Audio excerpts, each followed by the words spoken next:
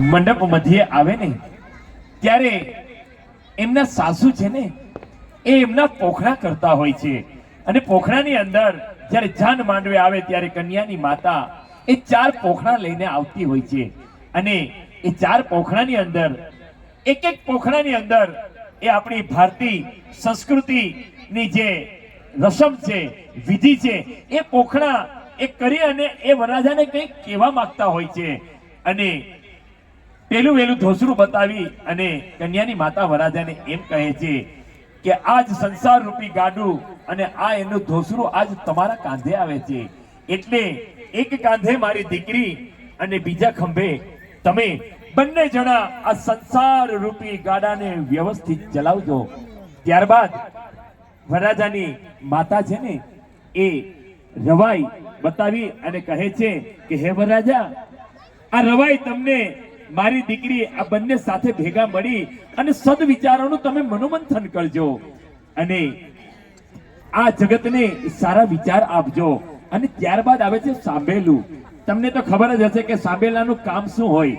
સાંભેલું એટલે કે હે વરરાજા, આ સંસારમાં તમે ડગ માંગો છો, તમે પગ માંડો છો, આ સંસાર રૂપી ધોસરું તમારા કાંધે આવે છે, તમે મનોમંથન કરો છો તો વિચારી લેજો, તૈયારી રાખજો કે ક્યારેક ખંડાવું પણ પડશે, તેની તૈયારી રાખજો.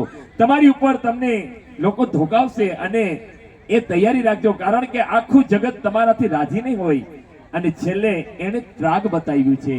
એ ત્રાગ બતાવી અને એમના સાસુજી એ વરરાજાને કહેતા હોય છે કે હે વરરાજા, તમે મારી દીકરીને પરણો છો તો આ સંસારનું ગાડું ચલાવો છો, તો આ સંસારમાં પગ મૂકો છો તો આ સંસારમાં દુઃખ આવશે, કાંટા અને કાંકરા પણ વાગશે, લોકો તમને દુઃખ પણ આપશે, પણ આ દુઃખને સહન કરવાની શક્તિ પણ તમે રાખજો અને પછી જ મંડપમાં તમે પ્રવેશ કરજો.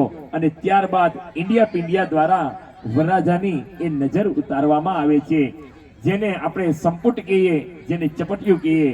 ત્યારબાદ કન્યાની માતા એ 2 કોડિયા લઈ અને જેને આપણે ચીપટિયા કહે છે, એ ચીપટિયા શું છે, એ સંપુટ શું છે કે ચીપટિયા મુકતા કહે છે કે હે વરરાજા, તમે આ સંસારમાં પગ મૂકવા આવ્યા છો ને તો સાંભળો, આમાં એક કોડિયું એ તમારા પિતાશ્રીનો પક્ષ છે અને બીજું કોડિયું એ તમારા સસરાનો પક્ષ છે. આ બંને કોડિયાની વચ્ચે આ તમારે રહેવાનું છે અને આ બંનેને તમારે સંભાળવાના છે. અને ત્યારે વરરાજા પગ મારી અને બંને કોડિયાને તોડી અને એક કરી નાખે છે અને કન્યાની માતાને ઉપદેશ આપે છે અને કહે છે કે હે માં, આ બંને પરિવારને હવે હું જુદા નહીં રહેવા દઉં, આ બંનેને હું એક કરીશ, આ બંનેને હવે અમે સાથે રહેશું, આપણે બધા સાથે રહેશું. સાહેબ, આ 4 વસ્તુ છે ને, આ એનું મહત્વ આ ભાતીગળ લગ્ન ગીતોની અંદર જ્યારે બતાવવામાં આવ્યું છે.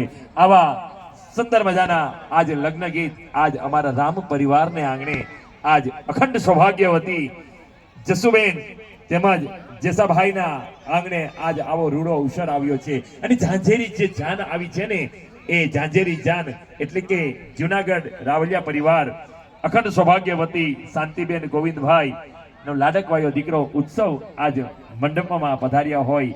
ફરી વાર રામ પરિવાર વતી આવેલા તમામ મહેમાનોનું આ તકે હું હાર્દિક સ્વાગત કરું છું.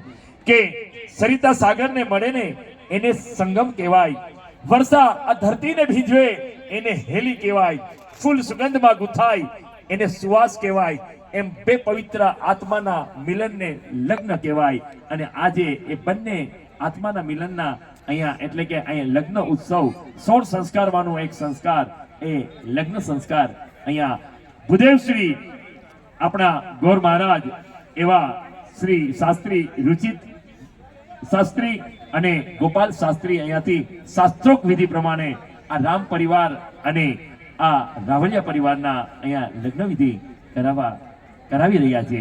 આવો સાંભળીએ આપણે રેખાબેન વાળાના સમ્મુખે ભાતીગળ લગ્ન ગીતો.